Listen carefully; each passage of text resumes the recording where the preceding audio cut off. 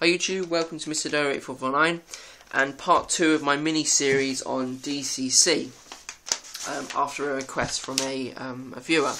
Now in the previous video, which if you haven't seen, just go have a look at my channel, and it should be the video previous to this. I mentioned quite a few bits about the basics, DCC compared to DC, a little bit on points and locomotives, which is where I'm going to start this video. I'm going to just go over it quickly what I said last time. I basically explained how the controllers worked. This is a DCC one. It works basically by giving the track the same amount of power the whole time, and then the train, when you want to do something with a train, you pick a code, the train recognises it and then responds to it. The way DC works is at this position there's 0 voltage going to the track, so there's no movement of the train. At this position here there's 15 volts going to the track, so the train will obviously start moving. That's very basically how it works. I then compared DC to DCC, and I'm now obviously going to move on to points. Now at the end of the last video I did a bit more depth on this, but basically is what you've got to do to DC points is make them DCC. To do this, you have to either use point clips, which I did in the previous video, or a bus wire, and again I did that in the previous video. So if you want to look a bit more about those, and check out that video. Those clips or bus wire will make the whole of your track live. Every piece of track needs to be live for DCC, and you'll then be able to control multiple locos at the same time. This is very good if you've got maybe 2 or 3 main lines.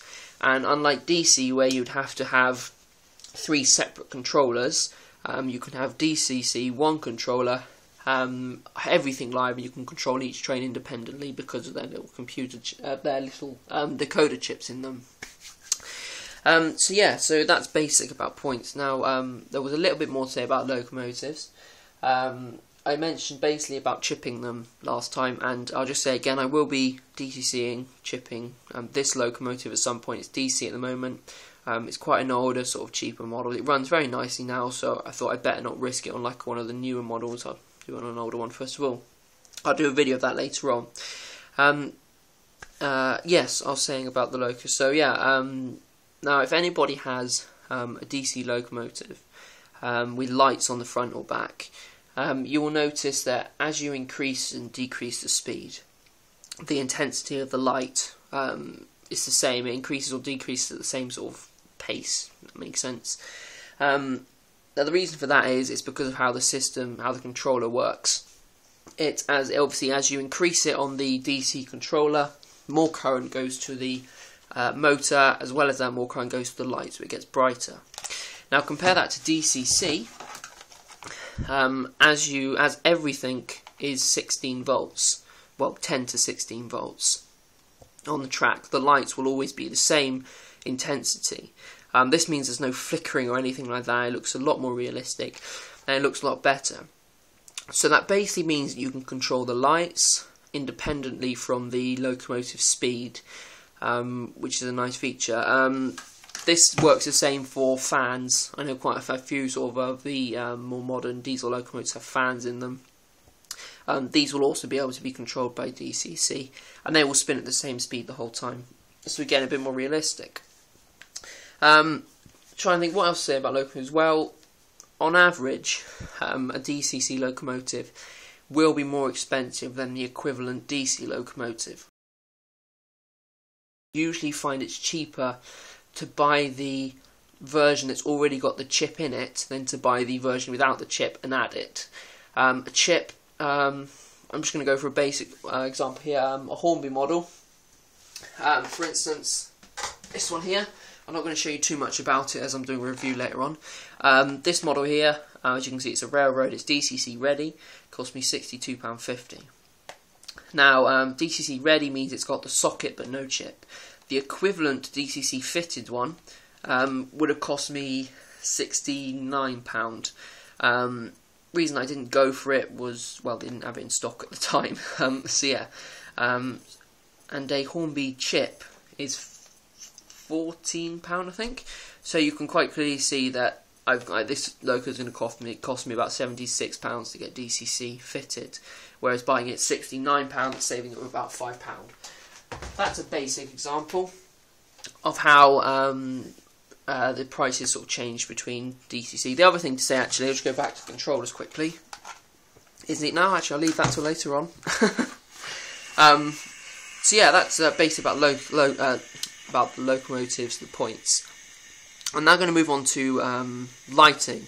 I've already mentioned lighting on locomotives and wagons and stuff. I'm now going to talk about sort of station lighting, road lighting. Because this bus wire here on DCC is running a constant, I'm going to say from now on 14 volts, a constant 14 volts.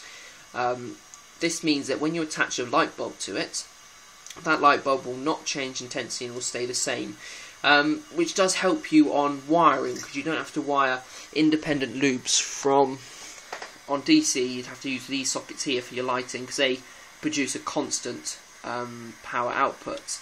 Let's get that out of the way. So yeah, so that does mean your wiring is very simple. One bus wire running the whole way around underneath your track, positive red, negative black. The suggestion is to have two different colour wires so you don't get confused. You then can drop down wires. I said in the previous video, these wires here are dropping down from the track above, and they can be DC. They can be then attached to the bus wire, and that makes that section live. As well as that, you can just attach lights straight to it, and they will turn on by themselves. The only thing you can't do, is turn them off. It is possible to program lights in to turn on and off, but that's going into a bit more into the controller. So yeah, so that's basically how a bus wire can help with lighting. Let's get the camera back up. Sorry about this, I managed to move the stand. So yeah, that's how it helps with the lighting, as it's constant power compared to DC, where as I said, you need two bus wires. But you basically have the problem is if you use one bus wire and you turn the voltage up and down, the lights will get brighter and dimmer again. Which, if you're running at the same voltage the whole time, would be alright, but very rarely do people actually do that. So lighting is actually quite small, very basic. Now, next, I'm actually going to do a separate video on this, is the controller, because there's quite a few settings and stuff that I'd like to show you. So I'm going to do that all in the next part of the video. So cost is the next big thing that people quite often ask about. Now, I've already mentioned about locomotives. There's maybe £10 different in the price of a DCC ready to a DCC fitted. You will now if you go and buy a new locomotive, you'll never buy one that hasn't got DCC socket in it at least. It's quite standard now across every train manufacturer. So yeah, the cost of locomotives are slightly different. Not too bad though. It's cheaper to buy the fitted than to go and buy your chip decoder separately and fit it afterwards. Track-wise, I'm assuming you're starting from scratch. You'll find that the track cost, the actual track itself, brand new, will be completely the same. The only thing that will be different is you'll have to maybe spend £5 on a pack of, sort of maybe two, well, depending on how many points you've got, maybe 2 packs of the DCC clips to sort it out. Quite often people use a bus wire on DC, so DCC it's exactly the same, but you only need 1 bus wire as opposed to 2. I am aware that it's possible to use 1 bus wire on DC, but let's just making it a bit more complicated. Other costs, I'm just trying to think off the top of my head. Actually, that's about it really. There isn't that much more cost. The only other thing to say that is a bit more expensive is obviously the controller. Now, I bought both my controllers second hand. I do recommend looking at second hand stuff.